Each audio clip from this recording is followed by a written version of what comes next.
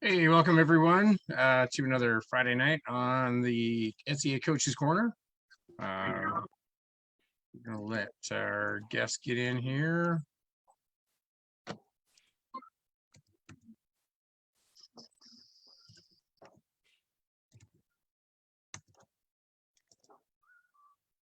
Mute me. All right. So tonight we have an interesting topic that we're discussing, and this is something that we see popping up a lot, and it is peer fear, basically, the fear of facing knights and royal peers for a variety of reasons.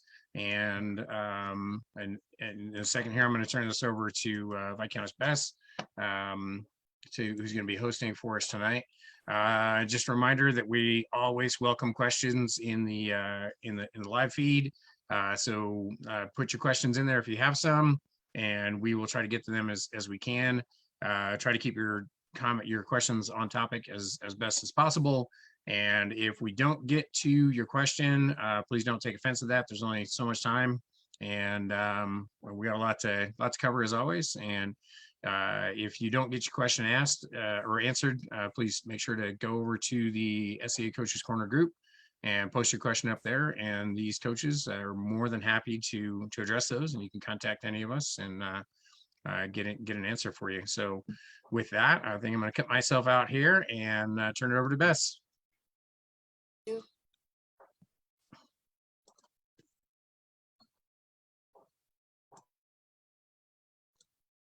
Go ahead.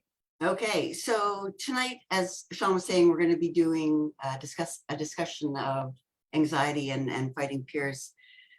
But it's really important that we have the feedback of the people who are watching, because I'm a peer, Sagan's a peer, Patrick O'Malley, who's one of our guests tonight, is a peer, and we're on the other side.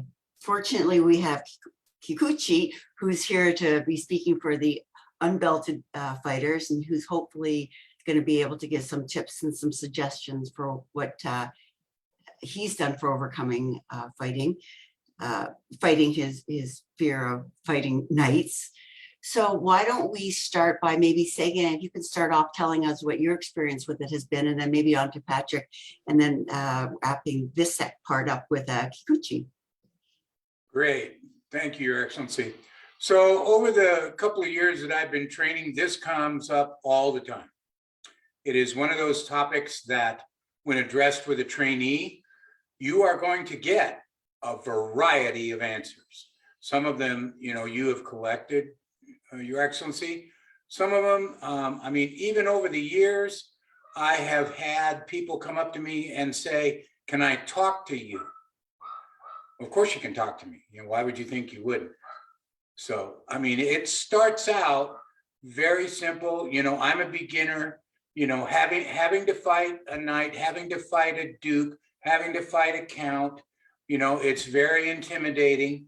And then it goes all the way up into the upper unbelteds, and some of them, God love them, they've got white belt fever a little bit, and they're trying to over impress, right?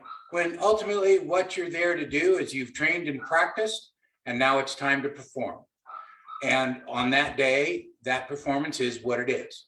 And then you move on and you continue your training and your practice, get as many comments, and you've done your job.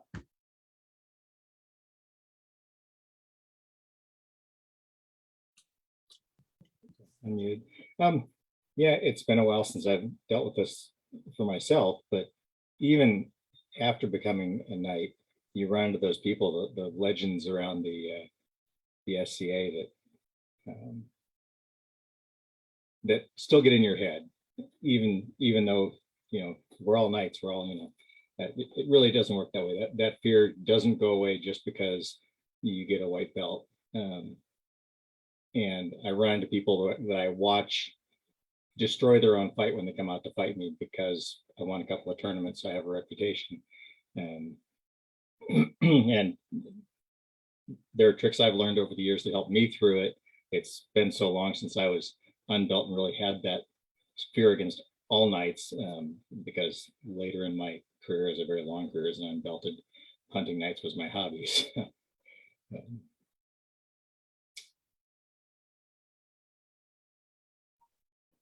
All right, good. I unmuted myself. So I'm trying to think of how to actually answer. So this is something that I had never had a word for until actually being on Between Two Peers when Helga brought it up. But there was a time where I was like, oh, I have no idea. Like, why am I terrified to fight this person? And then Anton told me to go fight His Majesty Sean. And I was like, this is terrifying. I have no idea what's going to happen. And it took a little bit of discussion and kind of sitting down and going, why am I terrified of this? To figure out what was going on. And I've had a couple of people ask me about it, but I mean, that's kind of what my dealings with it is, having to sit down and figure out how I can not panic when I'm sitting across from somebody who has been Duke more than 3 times, somebody who is known across the known world. You know, the people who can walk onto a field and everybody looks at them and goes, oh, great. Duke so-and-so is here. This is going to hurt for us.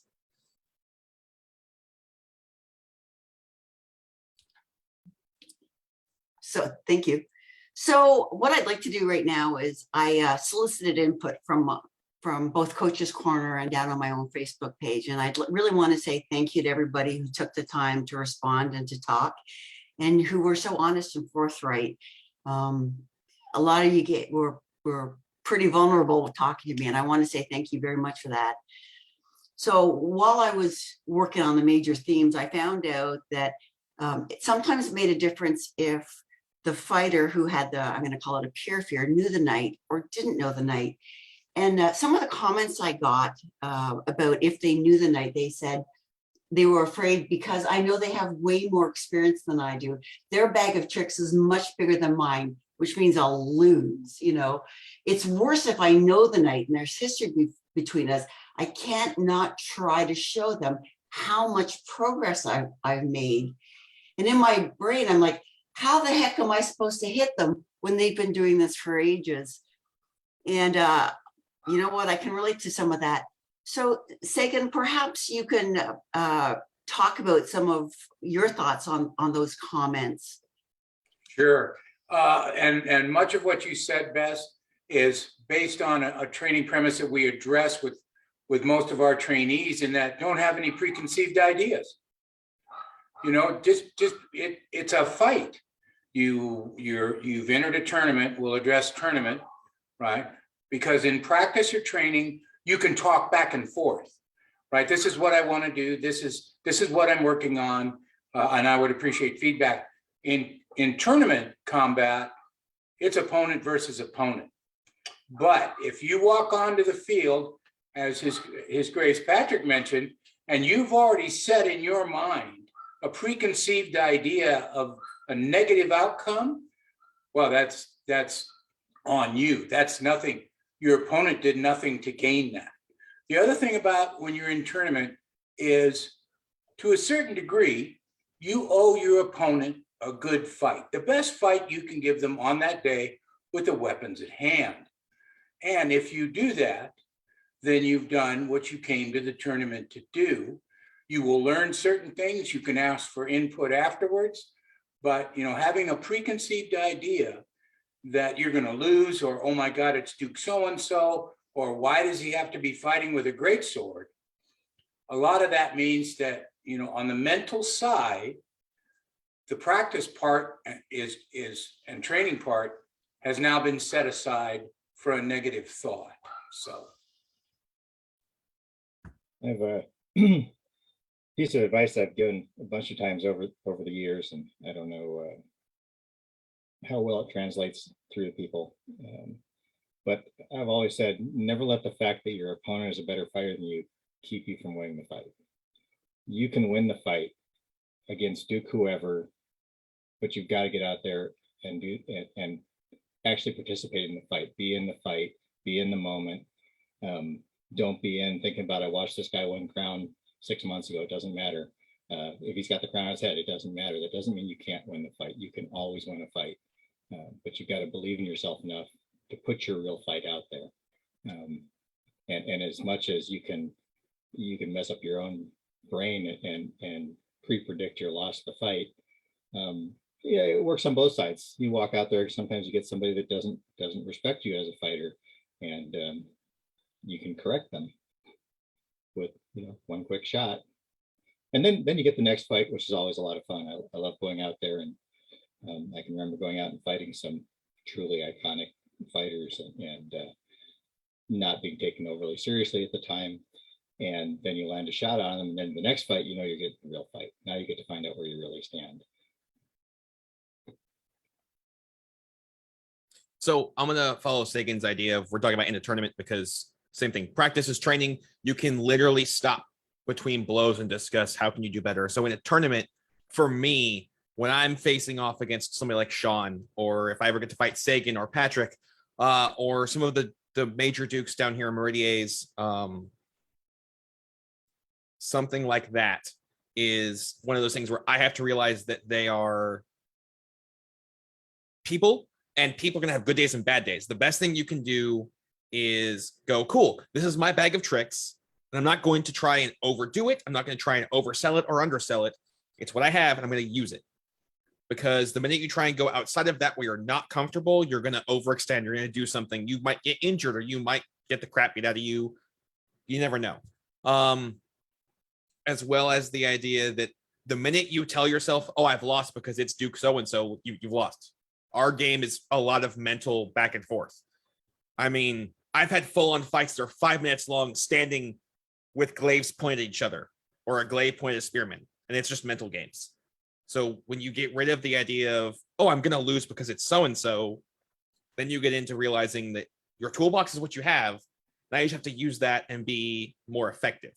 It's not a matter of, do I have more tricks? Have they been fighting longer? It's, can I effectively use my tools to execute the techniques in a way to hit them unimpeded with enough force? And sometimes you win, sometimes you lose on that one. So when we're talking about fighting, it's easier in practice than in tournament. In tournament, people's brains are sort of off to one side, and asking them something right then and there when perhaps they're focused on arming or switching off weapon styles isn't the best time to ask them. But I think it's really important that you realize everybody who is there wants to help you. So the person that you're afraid of, Sir so-and-so, Duke so-and-so, so-and-so, Viscount, Count, whatever, they're going to want to help you get better. One of the things you'll know is that if you've watched Coach's Corner is that we emphasize that a good coach is somebody who is there to help you. And if you're reaching out for help to somebody, a good coach will say, I noticed this, or I saw that, and they're going to help you, and they'll work with you on it. If somebody doesn't do that with you, they're not a good coach, and they're not going to help you. Feel free to say thanks and walk away. I give you permission to do that. If they're not going to help you, if they're going to have to be king of everything all the time, then they're not the people who you need to talk to help you get better. Both in fighting to feel some courage when you're fighting them in tournament, and in practice. And I think that's a super important thing. I'm going to talk to the knights right now. One of the comments I had from one of the unbelted fighters was about a knight. And this unbelted fighter was trying something weird. Just, I'm going to try this weird thing. And then I was like, well, that's a stupid thing to do. It's never going to work. And the unbelted fighter was really discouraged. And it's sort of affected them and impacted them on all their dealings with knights ever since, both at practice and in tournaments. So don't be a dick, okay? Don't scare our unbelted fighters. They're here, and they're going to be, we want them here. And some people might say, well, I'm just giving them true love or hard love or something. If somebody is the kind of person who responds to tough talk, then you're not being a dick to them. But you don't know who everybody is. So we need them to be here. So you got to assume that not everybody wants to have hard talk. And you can say, it was a really weird combination. I can't believe you brought out mace and dagger, against me when I was doing this, but it was interesting to see. Let's talk about why that did or didn't work. So knights, don't be dicks, okay? That's what I got. That's my little aside. Patrick, I see you're laughing. I don't know if you have something that you would like to add to that. If not, I can continue. Anything you want to add to that? I was just thinking of some. I pretty rarely tell someone don't do this or don't do that. There was one incident with someone who at the time was my squire. He's knight now, and it's about the only time I can think of that I've ever just looked at somebody and said, just never do that again. And he brings it up to this day, and he's never done it again.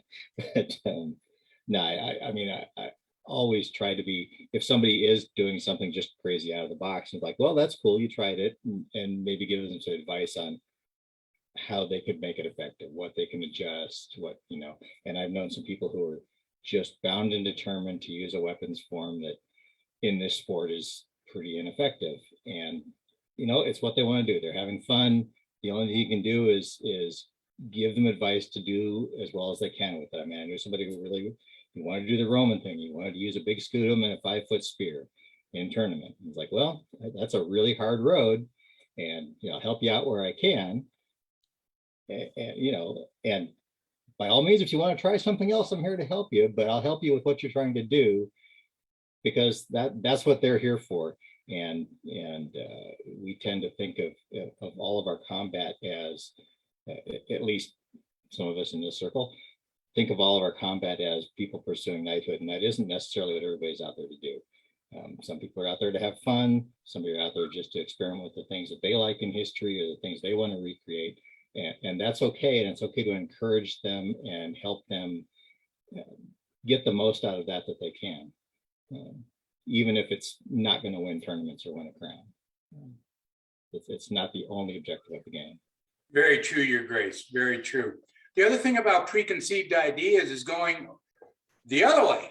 Well, I'm going to show this guy something, or, oh yeah, so he's a duke, so what? You know, oh, well, you know, it's so-and-so, he's not that good anyway. Preconceived ideas are just not a good idea. They can mess up the mental side completely. And on the talk of most people that are there really do want to help you, that's very true.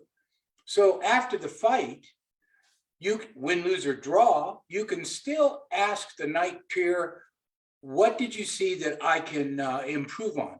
And you may get answers like, you know, I'm more than willing to help you, but let's wait till after the tournament. Or, well, you know, come with me and we'll talk about it right now. So the answers may run the gambit of, yeah, I'm willing to help, all the way to, you know, I don't have time for this. But if you don't ask, you have no idea what the answer will be. So ask, just go ahead and ask, because ultimately, at the end of the day, if you had fun, you won. And if you lose, don't lose the lesson.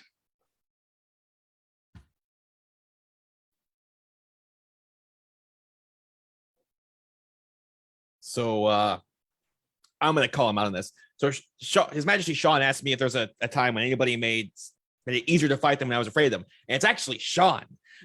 I was terrified to fly up there and fight him, because all Anton told me was go fight the old guy in the bassinet. And I'm like, that's a trap. 100% a trap. And I got up there with just my armor, borrowed somebody's glaive, and was like, all right, I'm going to do this and it's going to suck. And like I got there and Sean just talked to me for like the first 10 minutes. We just talked as we're putting on armor and just hung out. And that made it easier, because it's like, oh, so it's not just somebody who's here to just swing stick as the Duke and walk away. So the big thing for me personally is like, they are human. Like, and when I can sit down and talk to people who are the legends of the SCA or the Duke so-and-so or Count so-and-so, makes it easier because they're human. And I realize everybody's human and we screw up. So that was probably the biggest time for me that I had, because that was the first big, like, fly out to a random practice and fight somebody who's not just random Joe Blow at a tournament or at a practice. And Anton 100% sent me to get my ass kicked. So was it the bassinet that was a trap? Anytime somebody tells a young fighter, and by young, I mean under 35, I'm going to throw that out there now.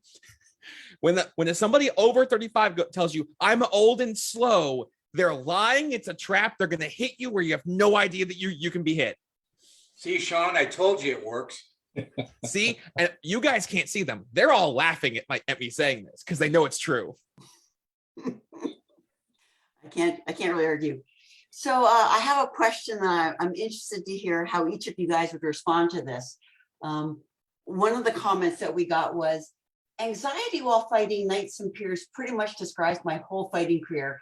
I know what I can do while fighting, but somehow whenever those notables are around, I get so overwhelmed with trying to do well, I fall all over myself, and they don't have and they feel that I'm going to put words in this person's mouth.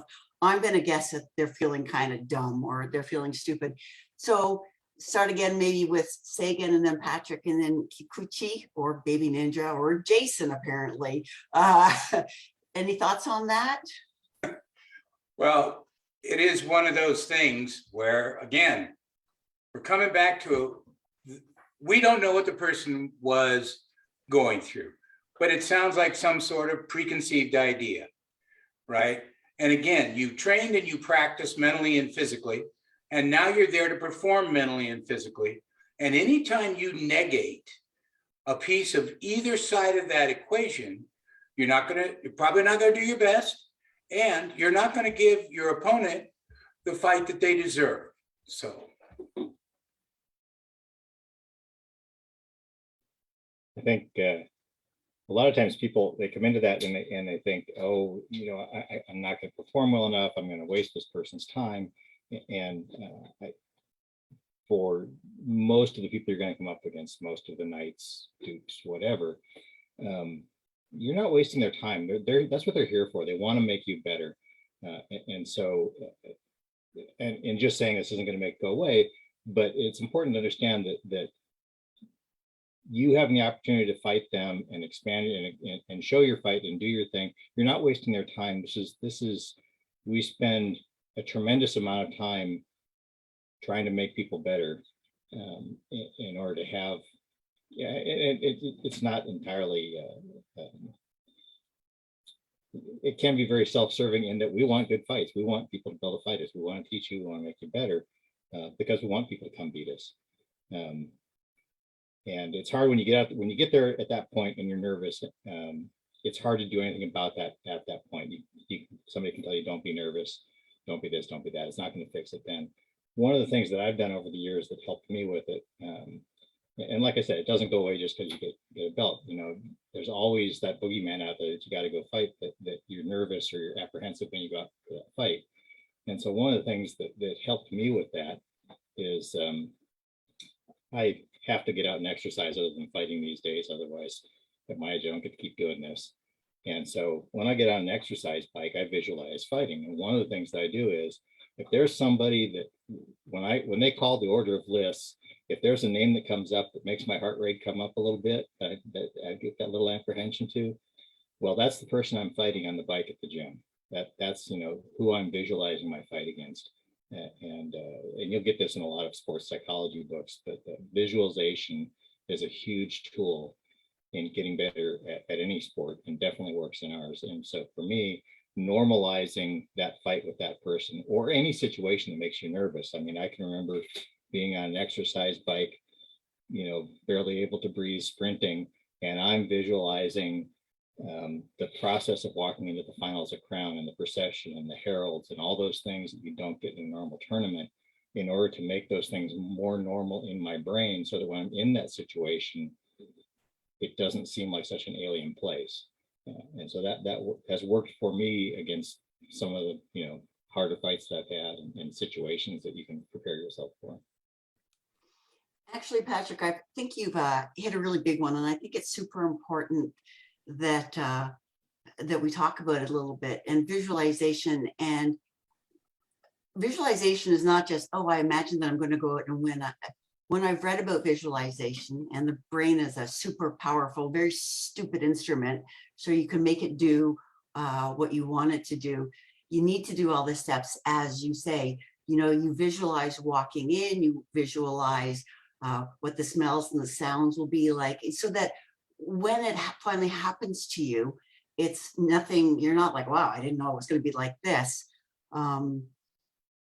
So I think that's a really important thing for myself. I have a superpower of getting lost. I can drive in a straight line and I'll still be lost. So when I drive to events and say I'm in a hotel the night before, I always drive to the site because I'm always afraid that I'm going to get lost, and that will cause me stress and anxiety. And it's not visualization, but what it does do is the next day is it helps me that I know a little bit more about, it eliminates one of my sources of anxiety, which is getting lost and not being able to find it, it being the site. Some people are not good Imagineers. They're not good at imagining. They're not good at visualizing things. Myself, I'm not terrific at visualization. I can hear things. So I won't always tell you, I won't tell you what I say to myself, but when I'm in the car in particular, if I'm on a long car trip, I talk to myself. I say the words out loud so my brain can hear it, even though it's me saying it and my brain hearing it, somehow it works. And it is much like visualization. I can say things like, when I get to the event, I'm going to go put my armor bag down here. And maybe it'll be a little hectic, but I'm going to be okay. And then I'm going to put my helm here and I'm going to do that. And I find that for me, rather than visualizing something, I can hear it instead. So for me, and I know it sounds kind of airy fairy, but it actually really works. And there are studies out there you can read that one of the MMA guys, and his name fell out of my head, but I have him bookmarked. He has done it, or Schwarzenegger has done it. Conor McGregor, that's it. Conor McGregor has done visualization. He imagined himself holding the UFC championship belt. He imagined himself driving a Mercedes Benz.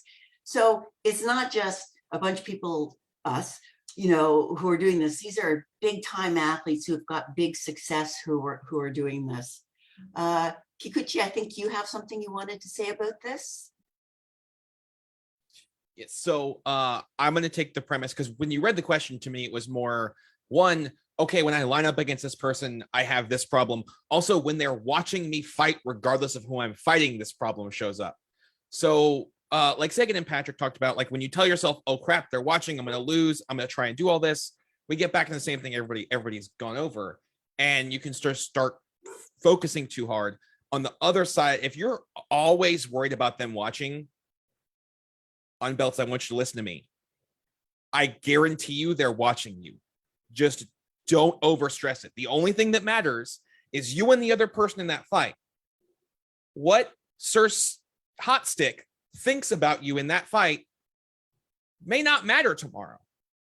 So take a toolbox, take it on the field, open it up, either whip some ass, do kind of well, get your ass kicked. It doesn't change anything. As long as you have fun, just do it. Don't overcommit yourself. Don't psych yourself up too much. This is a martial art that we turned into a sport and a game. Just enjoy it. And if you're fighting the person that gives you that anxiety, I mean, my best thing is just, all right, cool. We're going to do this, and it might suck, but I'm going to have fun because I'm in armor. Especially after 2 years of not fighting. Like, just go do the thing. That's the best thing I can say after the 2 years that I didn't get to fight. Just go do the thing. That's why they didn't crown. Put the helmet on. All that matters is you and the other person on the field. I don't care what the crown thinks. I don't care what the heralds think. It's just there. That 45 seconds. That's it. That's actually a really good lead in to another comment I got. And what I'd like to do now is I'd like to ask any of the knights who are watching, feel free to drop a comment in response to this question or this comment, any responses that you might have. I think a lot of the intimidation I feel boils down to how much I want to be a knight. And so every time I fight a knight, I'm constantly thinking they're judging me, what they're going to say about me in the chivalry meeting. That is constantly going through my mind. So knights who are watching this, or, please feel free to make comments about that. Sagan and Patrick, you're here. Can you comment on that?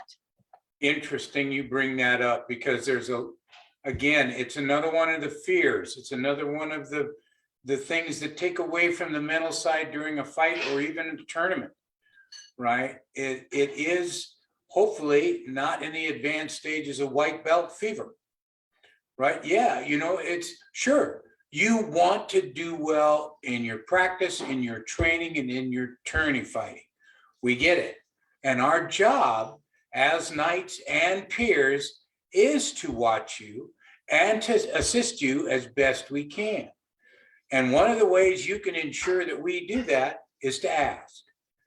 So we talked a little bit, it was brought up that there's no real difference between training and practice fighting and tournament, other than the word tournament and the nastier word competition. Now then, based on that fact, as Kikuchi said, go out, you've trained, you've practiced, just perform. The fight is the fight. Let it be what it is, but bring everything mental and physical that you trained and practiced on to that fight. Honor your opponent with the best fight you can give them, and then ask for help at the end or any comments. And there you go. And in the meantime, if you have fun doing it, once again, you win. Yeah, if you're doing well in this sport, the knights are watching you. You know it, they know it. Everybody who pays attention to it knows it. And it can be intimidating, but it's and I know this is easy to say, but you need to figure out how to put that out of your head. And it's not just putting who's watching out of your head. When I'm in a fight, my world is the area that I'm standing in. I don't know who's watching me. I don't know what round it is. I don't know who my next opponent is. I'm not on my last fight. Everything needs to leave your brain except the fight that you're in and being in that moment. I'm vaguely aware that the marshal's in the Eric with me, but mostly I know where the boundaries of the Eric are and where my opponent is. And that's a skill that goes a long way in serving you in all of your fighting career. And one of the things you discover very quickly once you get knighted is, before you're knighted, you're on the field and you're all concerned because the knights are watching you. After you get knighted, you're on the field, everybody's watching you. You got that beacon around your belt that stands out. You can't skulk around at night anymore. Everybody knows who you are. And you are on that stage from that point as long as you play in the game. And so to some extent, practicing putting everything outside the Eric out of your mind is a knightly skill that you need to develop to go on beyond that point in this sport, because I've told people many times, for the most part, I think when you get knighted in this game, you've reached about the 50% mark. The amount of things that there are to learn beyond that brass ring of knighthood. And I get so frustrated when I see people get that and walk away from the game, or they're done, they got their prize. The amount of things to learn beyond that are just immense. The amount I've learned since winning a crown is immense. I honestly, to look back at it now, I think of where I was then. It's like, wow, I wasn't that good a fighter when I won a crown. There were so many things I learned after that. And so putting all the outside influences out of your mind when you're on the tournament field, even on the practice field, because this happens at practice too. You go out to practice. At my practice on a given Wednesday night, there are anywhere from 4 to 10 nights of practice. So if you're an unbelted practice, of course the knights are watching you. They got nothing else to do. They're sitting on their chair kind of catch their breath, and that's the entertainment. You watch the fights that are going on. Everybody's watching, and you learn when you watch. I mean, when you're sitting watching, you should be watching the knights fight or watching the unbelts fight. That's where you learn things, and that's a sharing environment. And put the judging part out of it. Yes, people are going to talk about it later, but everybody talks about what happened to fighter practice later and who's doing well and who's not doing well. And honestly, we talk about doing things to get knighted and people who are striving so hard to get knighted. And that's something that's really out of your control when some group of people is going to decide to put a belt on you. What is in your control is making yourself what you believe a knight should be. And that should be your goal, and let the other people's judgment take care of itself. You make yourself a knight. You get that idea in your head and you strive for that, and let other people think what they're going to think. Go get advice when you need advice, but you'll know in your own head when you've really made it there. at least hopefully will. Some people get a little confused on that. So I'm gonna be that guy real quick. How many unbelts that have been fighting for more than 3 years don't sit back during a tournament fight and go, I wonder why so and so threw that shot. I wonder why they're doing X thing. Everybody's doing it. I do it. I've watched Knights do it. I've watched a dude who's been fighting a year who walked over and went, how come they did that thing? That was odd. We are all commenting, thinking about, sometimes judging a fight. Don't worry about what's going to happen 6 months, 2 years, 4 years from now. I'm going to keep saying just have fun. However, from my understanding and how I view it, prowess is kind of the way to get entry into the Knights, right? Like, it's the thing that defines them, yes, but you can be the baddest fucker with a stick and be a crappy person. So fighting takes time, and I've learned this from martial arts. Like, it takes years to achieve just a thing, right? I have 2 black belts, and I'm not bragging. That's a lot of time just for a belt that doesn't do anything else outside of a dojo. That stuff comes eventually. Worry about the other crap. Be a good person. Like, that's the goal, right? Like, eventually you can't fight. Eventually your body goes, cool, we're done. So if you're a good or better person, fighting will get there, or it won't. You never know. Maybe you'll get a prize from something else. Who knows? Don't worry about being, specific groups of people judging you, because I guarantee you 95% of people that are watching your fights are judging you, including the non-fighters. I know, because I've gotten the comments. Why'd you do that thing? Let me break it down for you, even though I've never seen you fight, but I'm happy to explain it. So the more you fret about judgment, the more you basically just cross your own wires with nobody having any input. It's like overthinking a job interview. The only person sabotaging yourself is you. So just don't be a crap person. Patrick, I have a question for you. Earlier you said you need to be in the moment, and you need to be able to push everything and everybody away from you just to be there. Duke Mark has talked about kind of meditation and stuff. Do you do any kind of meditation? Not meditation per se. I've done a lot of the visualization kind of work. And there's a point for most people in their fighting where you have those moments where you're really in the moment, you're in the fight, and nothing exists but you and your opponent. And for most people, that happens, and it'll happen for a few seconds at a time, and it'll go away, and it's frustrating. It's like, I had it was there, where'd it go? And over time, you experience that more and more and for longer periods in your fight. And it's something you have to grab hold of and practice getting into that mindset. And likely meditation would be a good way to do that if you do that kind of martial arts meditation. It's not something I've directly done. It's always a slippery thing. It's something that's very hard to teach somebody how to put yourself in that mindset, how to be in the moment.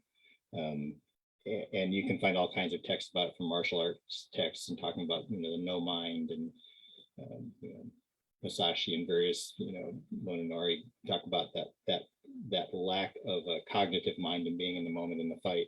And you can describe it to people, but until you experience it yourself, at least in my experience, I don't believe you can teach it. You can describe it, and hopefully your opponents will recognize it when it happens to them. And once they recognize it, they'll be able to get that to happen more and more frequently in a fight. And eventually, hopefully, you can walk out in the field and you'll just be there. There are times I walk out in the fight and I'm not there. And, and I have things I do in the fight to help me get back there when I've lost that. But, and for some people, meditation may be a good tool to help with that. Right. And many times we talk about things like centering and focusing, right? And we describe to our trainees, we do describe it to them. What is it like to be in the moment? Absolutely. We also describe, don't try and control it. Let it happen and experiences. And as Grace said, it comes and it goes. And there, when you can get it going at practice and training, that's really good. When it happens in tournament, that's great. But the idea is that, again, it's somewhat on the mental side more than it is on the physical side, right? Letting things go. Once you've saluted, you are prepared. Again, in tournament combat, you have trained, you have practiced, you are here to perform. So is your opponent.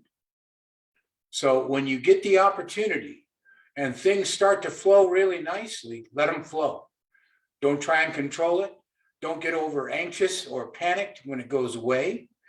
And just realize, okay, hey, I finally experienced what I've heard about, and now I can work on it in training and practice. And hopefully it will reappear in all three of those aspects. For some people, having a ritual leading into the fight helps them get into that mindset. And I have things that I do. They're just little things, little physical things that I do that help trigger my brain into that. And by doing them, going into every fight, you set that pattern. And if you know what my triggers are, you can watch me going into a fight and tell whether I'm serious about the fight or not, because I don't do it all the time in fighter practice. But if I do, I'm really going to fight that person.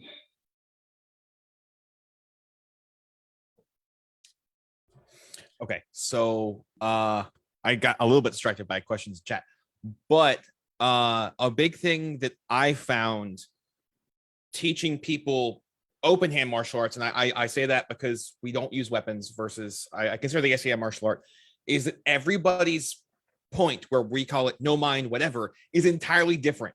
Do not go, oh, well, Sagan started looking like he was going to murder me with a small spoon. It's not going to be the same thing you see from me or from Sean or from Patrick. I'll tell you right now, when I'm in that spot, I will have a full-on conversation about physics or math with you. And it's terrifying for some people. Some people go into instinct fighting where they see an opening and the body goes. Other people like me, we have like lizard brain and logic brain, where you have fight, flight, or freeze syndrome. And then like we're talking to you now, and they're combined. So don't expect everybody to be the same. You'll find it. It takes time. And you'll walk away from a fight going, holy crap, that was a thing. Or some people don't remember a fight. I've had people that hit that zone. I go, so what happened in the fight? And they go, I have no idea. I lined up, brain clicked off, and they called a winner. And that was it. And real quick, I'm going to steal this since Sean posted. Duke Pranos. I personally get annoyed when high-level peers or dukes hold back because they think they're just trying to be nice. I lined up to fight you, and I wanted to fight you. I didn't want you to play tag with me. Come on now. I fight with a glaive. I have to be on point. If you're going to play around, let's go get buffer weapons for all I care. It does. It drives me nuts. I know a bunch of people that makes people way too comfortable, and then they get upset when something that they're doing and they get the muscle memory for it doesn't work anymore because somebody took it easy on them. In my opinion, it's a detriment to their fighting. But that's just me. So let me ask you about that then. You say it's a detriment, but what about your practice? And practice should be for practicing. So if somebody says to you, this is practice and I'd like to be working on this, I'm not going to be going all out. So what do you think about that then? That would be the holding back. So Kikuchi, how do you feel if somebody does that at practice instead of say at a tournament? So practice and a tournament are entirely different. If you look at me and go, hey, I'm trying to work on this offside Mullin, cool. I will sometimes give you openings on purpose. Sometimes I will make it excessively hard because I know you're trying to do the thing. So I can prepare for it and over prepare or not prepare at all. That is, to me, that's practice. That's training. That's not taking it easy. Taking it easy in my mind would be like if I line up against Sean and he goes, I don't really feel like fighting him today. So I'm just going to stand here and block things and throw 3 shots and not actually fight him. If there's no discussion beforehand of I want to work on this thing or I want to do this, then it's just going easy. And it's like walking into the kids, training the kids in the SCA and just standing there and blocking and not telling them anything. You're not teaching anything. You're just standing around kind of goofing off. And you're playing with your food. And you give people a false sense of confidence because, oh, this is working. I'm really good at defending all this. And then they fight you in a tournament. And all of a sudden, the thing that they trained for 6 months doesn't work because they practiced that over and over and over again. and they have the muscle memory for it, and all of a sudden it gets them killed. And I'll tell you from experience, that's disappointing. Breaking down 6 months of habit is a pain. Indeed. And one of the things you have to be aware of, you know, what his Grace Brownell said, holding back, set false expectations, and maybe makes people too comfortable. That also sounds like a strategy to me, right? So in tournament combat, all of a sudden, you know, you're watching Duke so-and-so fight, and he's all over the place, and he's just hammering people. And all of a sudden you go to fight him and he's just standing there. Well, it may be what his Grace brought up. On the other hand, it may be a strategy because he's watched you. And now he's being cautious, right? It's like, now, wait a minute, you know, I'm going to set this up and see what I get, and then I will react to what I'm given. So yeah, it could go both ways. Let's unmute myself. Okay, done. Can you hear me? Can you hear me now? What about now? So one of the questions we got, or one of the comments that we got says, most of the knights in my kingdom, I'm comfortable fighting, I'm comfortable approaching them, but it depends on how self-conscious I'm feeling that day. I'm wondering if I'm giving them a good fight or not, or making stupid mistakes, which is on me, not on them, frankly. And it also depends, again, if I know them or not. If I was at war, for instance, it would be really hard for me to go up to a bunch of strange knights and ask for help. So knights, what do you do if if you're hanging out at a practice or even at a tournament, maybe after the tournament, say, and you're seeing people, unbelted fighters who are holding back a little bit, who perhaps don't necessarily look like they really, they look over and you kind of get the feeling they want to, but then they don't want to. How do you react to that, or what do you do to help them overcome that? And Kikuchi, if you have something to say about that, I'd like to hear it from you too, please.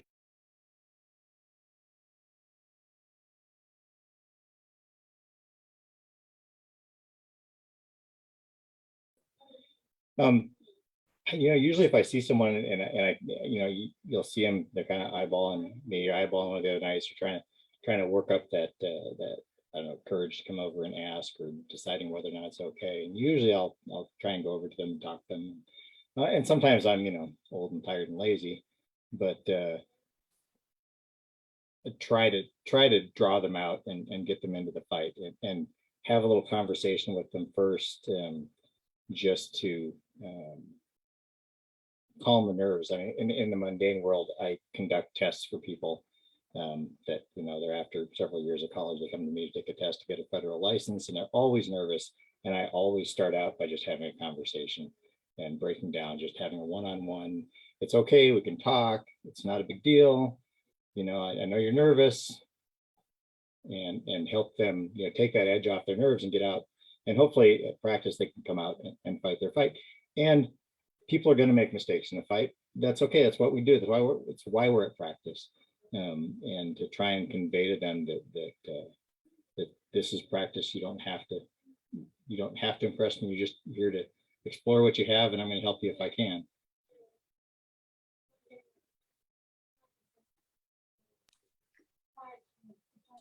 This is another interesting one, right? Self-conscious, wondering whether or not what to do at a war. There's 6, 7 knights not from your kingdom, or from your kingdom, and you don't know them, and they're standing around, they're not doing anything. And how do you approach them? Well, again, don't get in your own way. I understand being self-conscious, but don't get in your own way. Turn into your sharp edges and walk up to them and say, I was wondering if any of you have time for a couple of fights, and maybe some commentary on what I need to improve on. What's the worst thing they can say? No, go away. We don't have time. Okay. Well, then you go find the next group of 6 or 7, or the one knight standing there by himself. But again, don't get in your own way. You need to be proactive and self-advocating in the progress of your fighting skills in all 3 aspects: training, practice, and combat.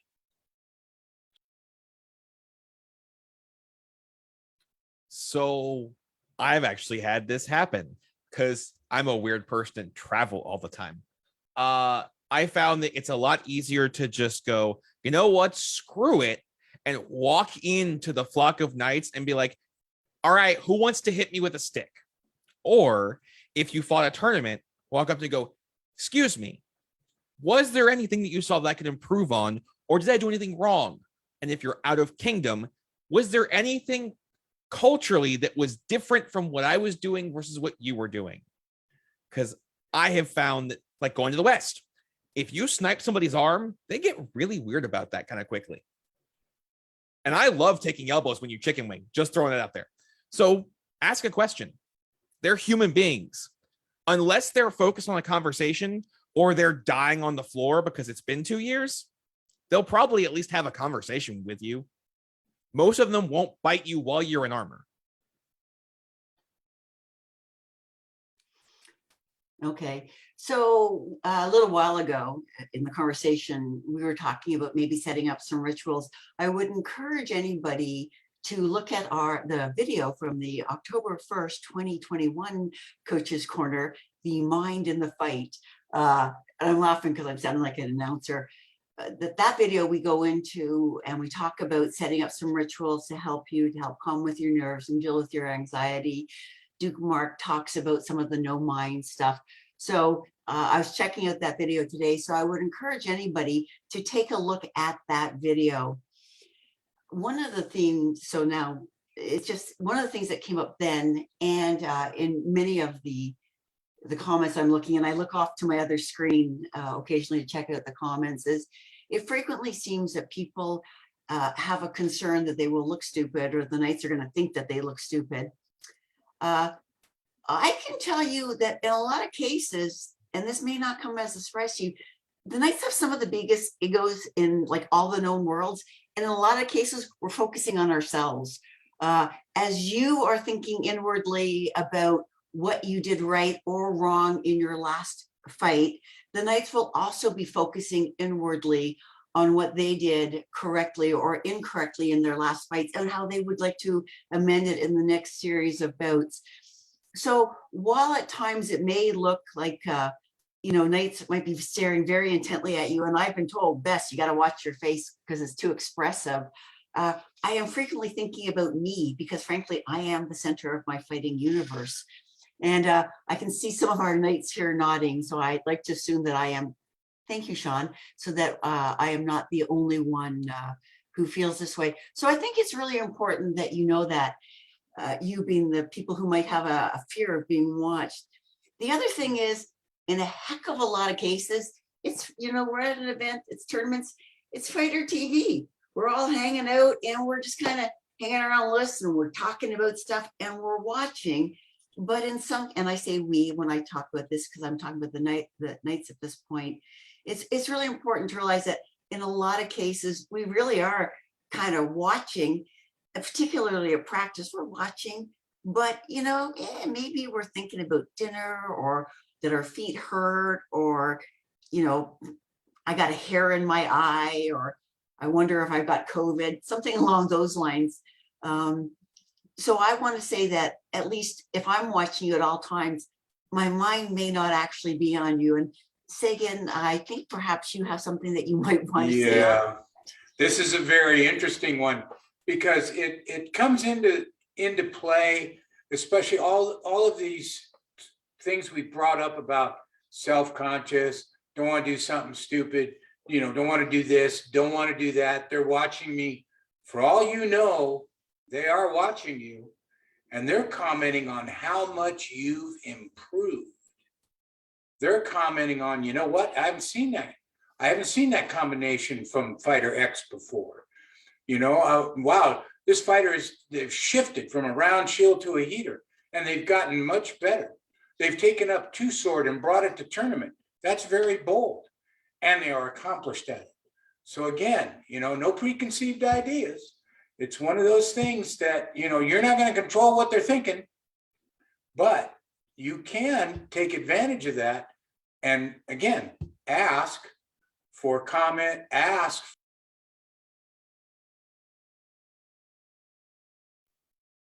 Yeah, and it's okay to look stupid. I mean, I do stupid things on Indeed. the field, and frequently I do something stupid on the field and I get hit for my trouble, and I laugh about it. Is, you don't take yourself quite so seriously. If you do something stupid on the field, at worst you're going to learn something from it, and sometimes it's entertaining. Even if you don't think it's really entertaining, all those people staring at you think it's immensely entertaining when you do something stupid. So you've probably made their day.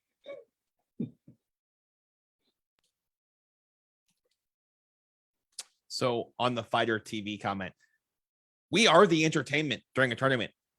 If you do something stupid like I do, like you try and hockey check somebody who outweighs you by 210 pounds and you fall over, just laugh. It's just for fun, guys. I have literally tried to hockey check people who could eat me and lost. Was hilarious to me after I got over being able to not breathe when I bounced off the ground. So you never know. Doing something stupid might work. I can't tell you how many times I've gone, you know what? I'm just going to sidestep and try and butt spike this person. And it worked. And I hate using my butt spike now because it gets me killed because people hit me right here where I have no armor. And that sucks. In a heartbeat. So, you know what? Do the thing. Like, as an unbelt, try all the things. Enjoy it. Cause as much chaos as possible.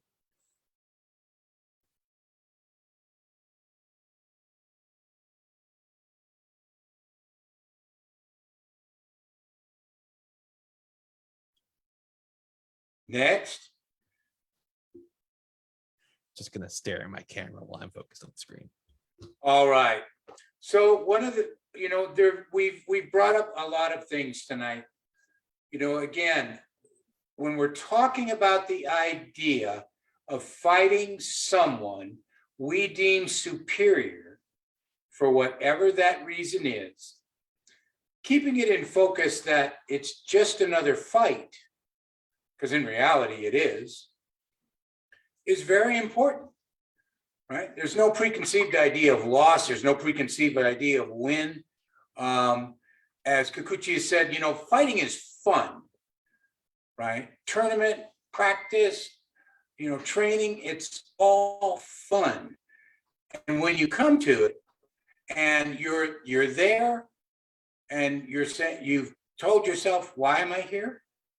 Oh yeah, I'm here to have fun, versus, oh, gee, I hope I don't have to fight so-and-so, or, oh, gee, I sure hope I don't mess this up, or, oh, gee, there's so-and-so with a great sword. Again, getting out of your own way is important, because getting out of your own way will pretty much ensure you're going to have a good time.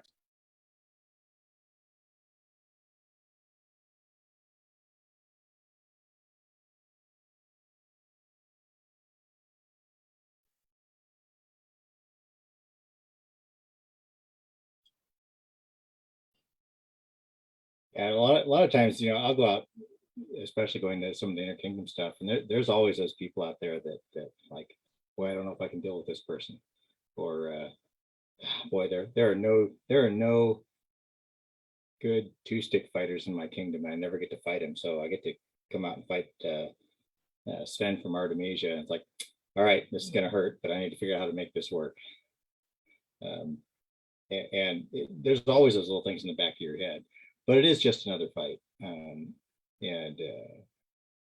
if it's in a tournament, it's going to be a one and done, and you're going to do your best. And if it's at a practice, now it's the opportunity to really learn. And so seeking out those people that are, for whatever, a problem in your head or a problem for you physically, I mean, those are the places where you can learn the most. And a lot of times with those people, I want to go fight them, but I also go out there and watch them, and I'll spend time watching them and trying to come up with, all right, how can I convert my style to deal with this, and then go out there and apply it, and it's wrong and I get hit, and I go back and try and do it again. But I mean, that process is necessary. And sure, you're going to go fight that better fighter, and there's a pretty good chance you're going to fail. That's okay. I mean, you can fail lots and lots of times. I mean, I've God knows how many fights I've lost over the years. It's okay. You don't have to be the victor. If you're the victor all the time, you're probably not learning that much. Fighting the guys that are going to take it to you, that are going to push you to take that next step in your fighting, they're not going to be the people you're always comfortable with. The people you're uncomfortable with are probably the people that have the most to show you. And however they may judge you, however somebody else may judge you, it really doesn't matter. It's part of the process of getting better. You have to go through that step. You have to lose those fights in order to get better. And so I think sometimes people get to a point where like, oh, I can't go lose a fight because it's going to look bad. People are going to judge me poorly because I went out and lost a fight. It's like, if you never go out and lose fights, you're never going to get there. That's how you become good at what we do.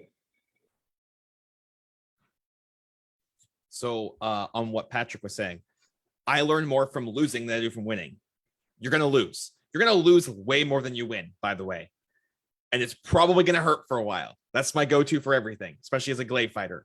Another thing that I've learned hanging out with people like Sean and Hansa, and I can name literally all the major dukes that I hang out, that I've talked to and hung out with. There's always somebody bigger, faster, stronger than any of them.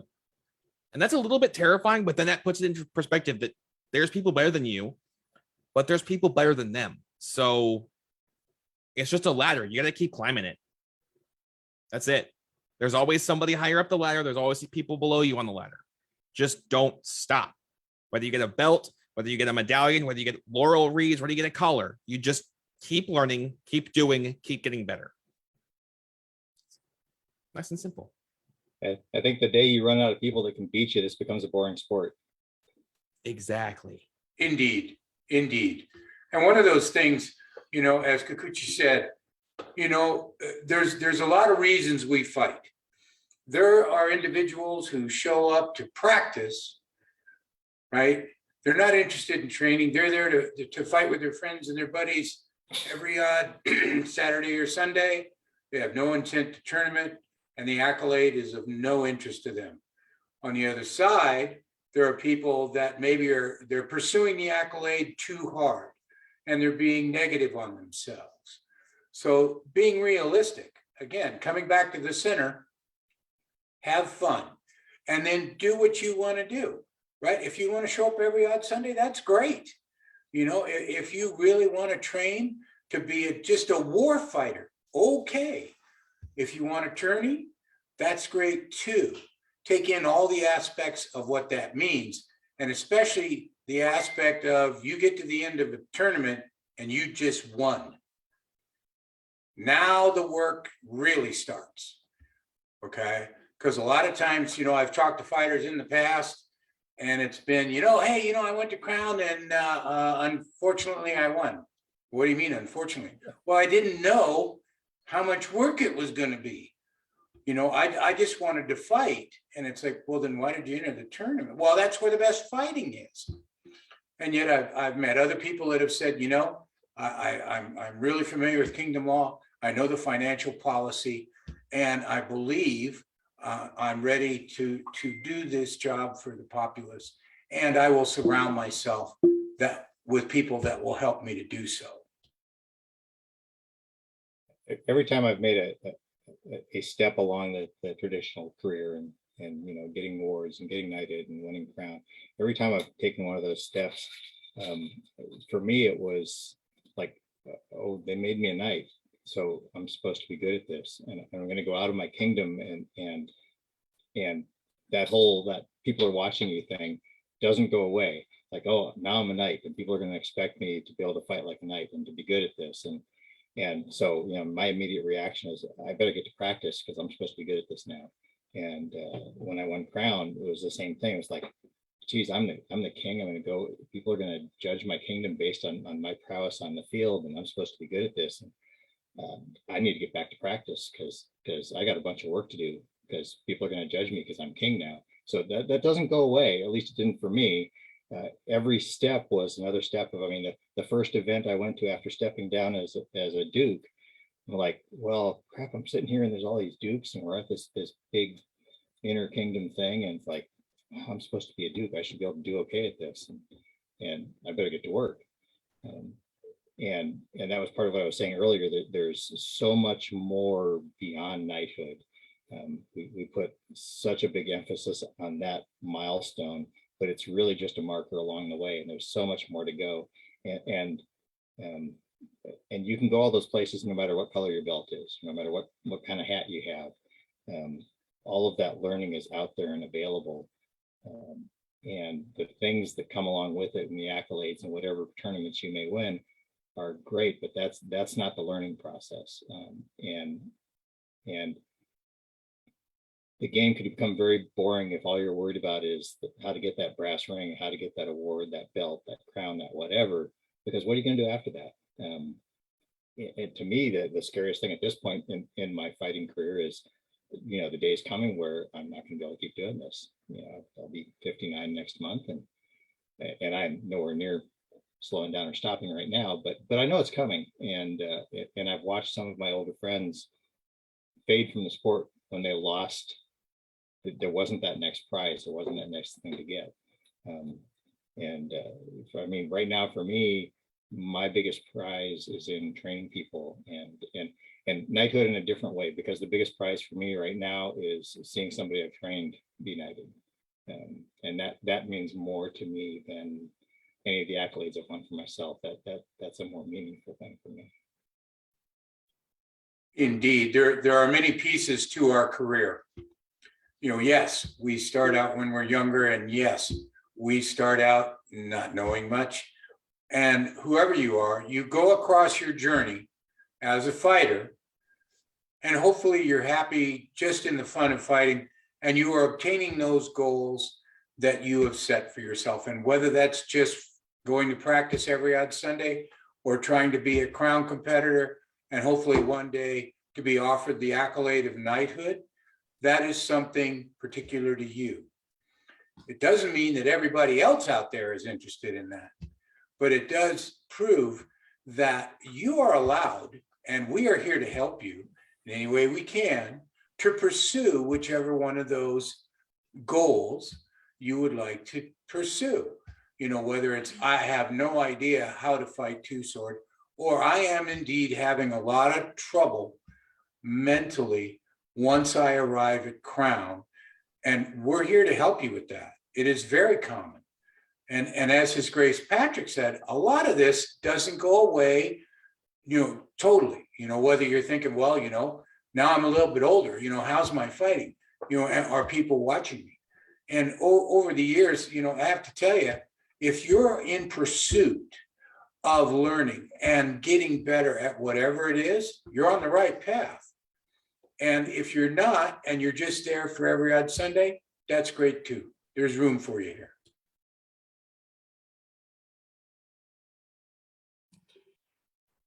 Can I just jump in for a second? So you may have noticed in the last few minutes, I was remarkably silent, so unlike me. And here's the reason why: my computer crashed. It needed to restart, and then it needed to do a bunch of updates. And you might think, how does this tie in? So I frantically, texted Sean, like, I'm coming back, wait for me. Sean didn't laugh at me. He didn't mock me. He said, hey, we've all been there. We've all been in Zoom meetings when it's been canceled. And this ties in with the fighting, with the embarrassment. And I know I'm derailing this, but because this is where I left the conversation mostly. We've all been in tournaments where we've been embarrassed and done something goofy, knights or not. And nobody mocks you, nobody laughs at you, because you know why? We've all been there. Just like my stupid computer, including my comment to Sean, which was shoot me in the head now. We've all been there. We've all experienced it, knight or not. So I wanted to jump in because look at me, I'm a real life example, like right now, live example of a really good, horrible example of what it's like. We all experience these things. We've all gone through these things. And now I'm sorry that I derailed it. I'm going to let you go back to where you were. Have you got another topic for us, Bess? Yeah. So yeah, boy, do I have a whole topic, a bunch of stuff. So for one of the comments that we got earlier was, and I don't know why this is, and perhaps you guys can speculate. It feels, this is one of the comments that I got from an unbelted fighter. I don't feel as anxious, for example, fighting a strange knight because I don't know them and I think they don't have any expectations of me. Do you guys have any comments about that? Kikuchi-san? Uh-oh.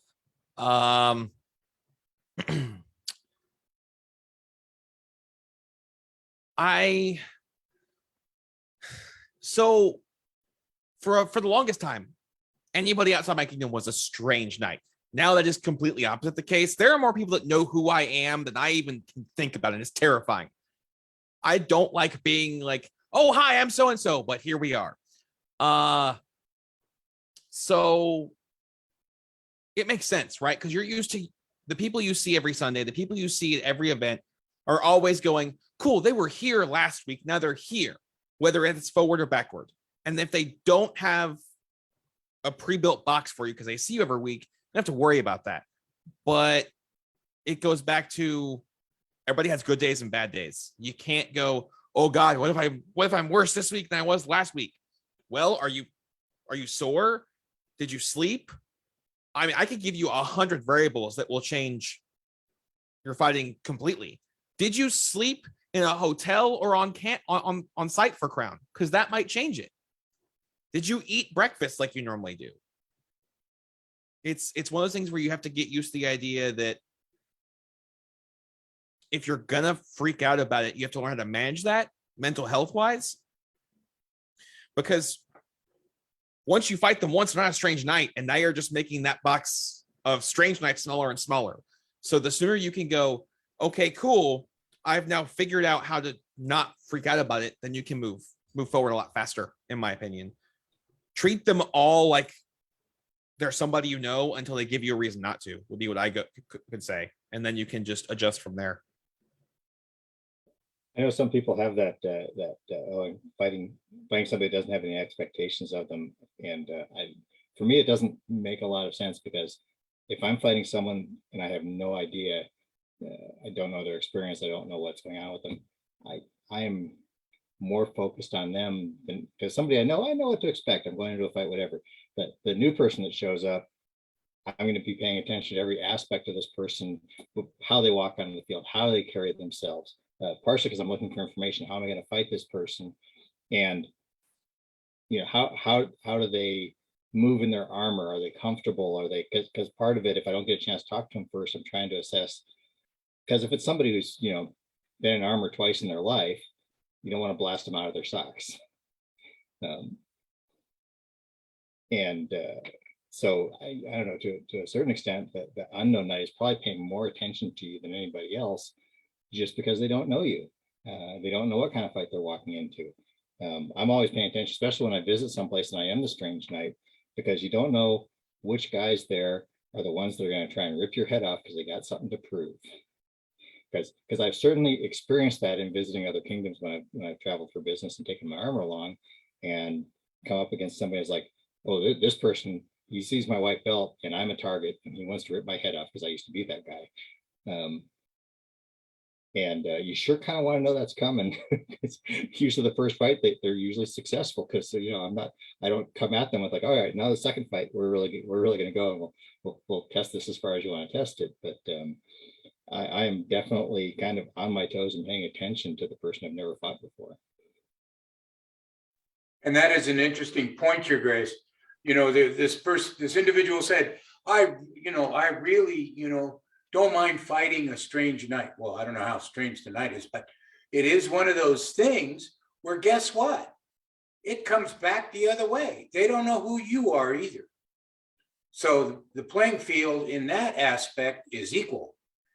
It really is, and again, yes, you don't know this person, but they could be maybe one of your strongest allies, and maybe they are willing to train you and take advantage of that by asking, right? Again, turn into your sharp edges, take advantage of the opportunity that presents itself, and, again, be the person you are, the fighter you, and the one that wants to get better. So I asked really quickly if I can jump in on the conversation that's happening in chat. That's the thing that started this was why would it take longer and when we're talking about, is the path not available for every other Sunday, folks? The answer is that's not true. It's just a longer road. And then somebody responded to that with, why longer if you fight at a high level? So at a high level, from what I've seen going around, like as my belt, is very subjective, because what's high level in my kingdom is not high level in the West. It's probably mid-bar in the West. And I'm sorry, Meridians, but the folks that fight in Western Crown and their Mega Dukes, wow. It's nothing against Meridians. It's just those guys have been doing it since, rocks were soft. And the main point that I think people are starting to make is, yes, it's hard to get further down the path if you only go to 12 events a year or less, right? That's one event a month, even less practices. But also you have to think about, how much does this person practice? I used to have a martial arts dojo. I would practice in the dojo on a Appel 5 days a week. That changes things. How much does this person practice by themselves? So at a higher level, and every other Sunday, folks, guys, it all comes down to you as a person. Do you practice by yourself? Do you do the things you need? Do you take care of yourself? It's less about, do you go to 40 events a year? Do you take care of yourself? Do you practice? Do you mold yourself into the person you want to be this thing? Right? I know a guy who got knighted, and literally he is the top fighter in his fire practice, has been since I started in the SCA. Doesn't mean it's a bad thing. He just had to go outside of his fire practice to fight people that were a higher level than him, and that wasn't all the time. So take that for what you will. Focus on taking care of yourself, training correctly, because practice makes permanent, not perfect, permanent, and it's really hard to undo really bad habits. And enjoy when you can go to an event, because not all of us can go to 30 or 40 events a year. Some of us literally only get 12 or less events a year. Make the most of it and be the person that you want to be. Be the knight you want to be. Be the pelican you want to be. Whatever peerage, whatever order. That's the goal. Your fighting will get there if we're talking about knights and mods or anything else like that. That will take time. The rest of it's on you. Yeah, if you want to get there, time and helmet is the one thing you just can't get around. If you go to practice once or twice a month, maybe someday you'll get there. But there's a thing in sports they talk about to become an expert at something, to become really good at any sport. They talk about the 10,000 hours of practice that it takes to reach that level. And 10,000 hours, when you put in 2 hours a month, takes a really long time. And I know some really gifted people at various things. I have a friend who is a gifted musician. She can play any instrument you hand her. She'll pick up an instrument she's never played before, find the notes, and play a tune on it. She's not a great musician because it's always come easy to her, but she's never put the time into it. It's not her focus in her life, but she's someone that has enough natural talent that could be a virtuoso musician if she wanted to put that time in. And it's the same thing with fighting. I've seen people that, well, this person's really good, this person could go a long way, but they don't have the drive to put that time in. And there's just no substitute to time in a helmet in an adversarial situation where you really learn the ins and outs of fighting and get that ingrained at a level where you can achieve that mental state where everything goes away and you're just in the fight and reacting in the moment, and you don't have to worry about what the reactions are. There's no time for that. The reactions happen because you put all the time in to train them. There just isn't a substitute for that. So I know we're going to be wrapping this up shortly, but I think it's important to be able to give you some real practical sort of suggestions and take advice for yourselves. So it is important, I think, really important, that you don't put yourself down even when you're joking. If you're going to be walking on the field, you don't go, well, I guess I better hurry up and lose, or I guess I better hurry up and get my beat downs on. Because your brain is a powerful, stupid instrument. We've spoken about, visualization or positive self-talk, but putting yourself down is also super easy to do, even if you're just goofing with it. we don't want to feel that we're bragging or that we have hubris. It's one of the, the sins that we try to avoid here in the SCA. Even earlier, Kukuchi was saying, oh, I have 2 black belts. I'm not bragging. How was that a brag? It was a statement of fact. But it's important. It was important to him to be modest about it. Don't be modest to yourself in your head. Don't put yourself down in your head. And I really do believe that's super important. When you're walking on the field, go out with a confident stand. You may not feel it, but your mind and your body reacts to how you are. If I walk out on the field and I see somebody, they're all hunched over there, kind of like, I am 95 feet away and they're on guard already. I know that they're a nervous fighter. So come out and act like you're confident. At least portray that you're confident, and that will help you with some of your anxiety. And that's just a little bit about fighting. But it is important to know the desensitization, getting out, because this is all about, peer fear and being nervous about it. Fight the peers that you're not certain about. Fight the people that you don't know. The more that you do it, you're more like, you know what? They're people like me. Get to know us. Get to know that I have 4 dogs, get to know that I wear T-Rex earrings. Get to know that Sagan, wears goofy Christmas hats, because those are the things that make us people. And as soon as you know your opponents as people, you're not going to be afraid of them. You're not wasting anybody's time. It doesn't matter if the fighter across from you is knight or royal peer or simply better than you, but unbelted. Everybody is here. Everybody wants everybody else to learn and to be better. I can't fight if you're not here. I can't get better if you don't get better. I need you. We all need you. So it's really important that you really and truly believe, because it is true, that people want you there and we want you to be fighting. So while you may be feeling self-conscious, it's easy to be self-conscious for the wrong thing. If Sagan walked through a mall right now, he might get a bunch of people looking at the hat. And first of all, like, yeah, they're looking at my hat. Now I'm really cool. Then after a while, 100 people are looking at him. He's like, why are you all staring at me? And his confidence gets changed. And it's easy to have that happen at a tournament if a bunch of knights are looking, not for you, Sagan. I see him shaking his head. But it is super important. So please recall that we are not here to mock. We have been in all the same situations you have been in. We've experienced, being one-shotted. We've experienced feeling that we've let ourselves down, maybe let our consorts down. We slipped, we've wiped out. God knows I've done that or been knocked down. We've had the same experiences that you have. And if we're smiling, we're like, yeah, I've been there. I know what that's like. And it's not mocking. So we have some final thoughts. And I think we're leading into Patrick now, please. Yeah, get out there and I know it's hard to do, but don't worry about looking goofy. Don't worry about being judged. It's how we all get through this. I can tell you, one of the great fighters in the SCA, Duke Jade, I fought him once in my life and he one-shotted me. That's it, done. Haven't even seen him in years. It happens to everybody. Get out there and do the thing, and it's the only way you get better.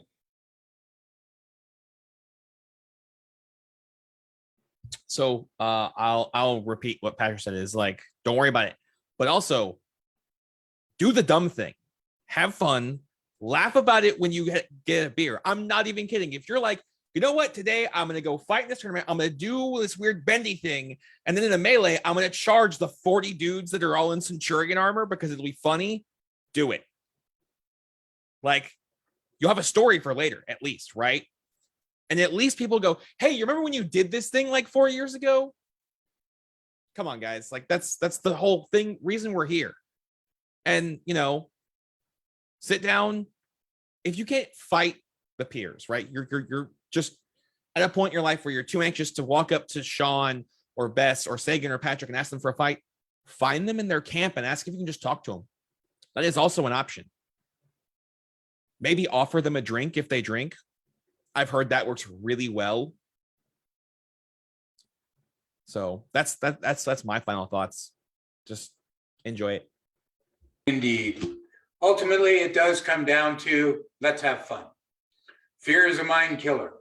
It works on the mental side, and sometimes we allow it to be very successful. Other times, not so much. But as Kikuchi said, get out there, do it, have fun, right? You're going to make mistakes. You're going to lose. You're going to win. And keep true to your goals, whatever they are.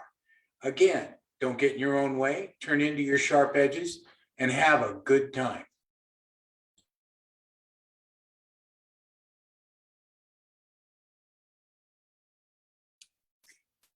So I think, and I'd like to hope that we've given everybody who's watching who might have had these concerns some concrete ideas and tips on what to do.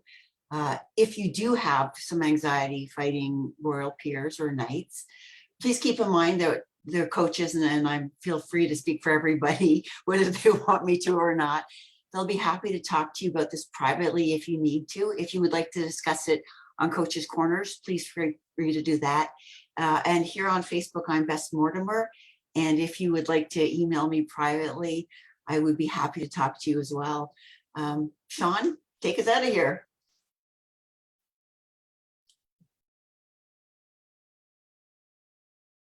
Sean, I think you're muted still. And I'm pretty sure Bess is still up. Of course I am. No, we're good. Gallery view.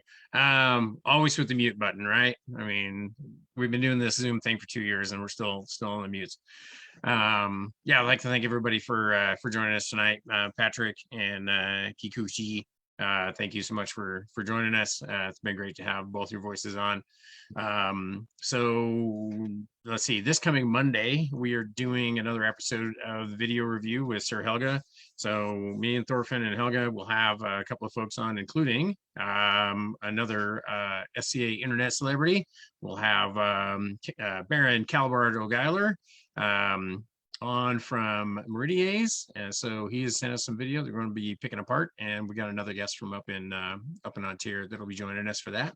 And then we're going to be off for a couple of weeks for the holidays here, but we do have a special episode coming up on the 1st of January, which is a Saturday. So we're going to be doing a special edition on Saturday, January 1st. And this is going to be a special edition on goals completed and or failed. So Branos and myself and Bess are going to be talking to some folks possibly about the goals that we made last year in the hopes of being able to get back to fighting, and what kind of progress we might have made on those things. So we will probably be taking some input from some of the viewers on that. So if you had set yourself some goals last year, we'd be really interested in talking to you about how you were able to meet those, or some obstacles that might have come up that prevented you from doing that. So otherwise, Bess, Patrick, Kikuchi, Pikachu, Baby Ninja, thanks for joining us. Sagan, as always, my friend. Thank you. Thank you, Your Majesty. And thank you everybody for the comments in the live stream. As always, we really appreciate that. It's great to have everybody as part of that conversation. And yeah, we'll see you Monday, and then we'll be off for a couple of weeks, and we will see you soon back on the Coach's Corner. Happy holidays, everyone. Yeah, happy Indeed. holidays. Indeed.